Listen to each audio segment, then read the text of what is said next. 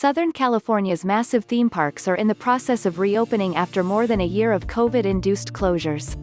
Universal Studios Hollywood, Six Flags Magic Mountain in Valencia and Legoland in Carlsbad have already unlocked their gates.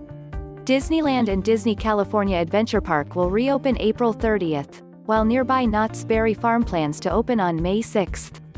But the parks, which, according to a trade organization, employ more than 135,000 workers and produce more than $14 billion in annual state commerce, are dusting off their attractions with more than a little uncertainty. After months of pleading from the industry, California health officials finally issued reopening guidelines in late March.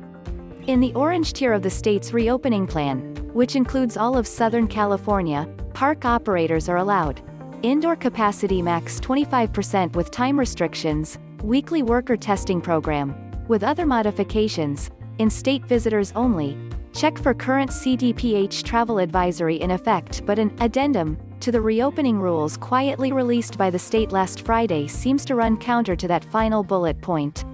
While the original document's language on amusement parks remains unchanged, at the bottom of the document, under the addendum heading, fully vaccinated visitors and spectators, is the following general bullet point. Fully vaccinated persons from out of state may visit or attend activities or events that are restricted to in-state visitors. Fully vaccinated persons should consult the current CDPH Travel Advisory and adhere to any applicable recommendations. The aforementioned CDPH Travel Advisory says fully vaccinated non-Californians should follow CDC travel guidance, and are not required to test or quarantine before or after travel unless they have symptoms concerning for COVID-19 disease. The CDC guidance says, people who are fully vaccinated with an FDA-authorized vaccine can travel safely within the United States. What's more, CDC data shows California's case rate is the second lowest in the U.S., just a hair behind Hawaii. Many of the state's largest parks, however, are awaiting clarity from the state before welcoming out-of-state visitors.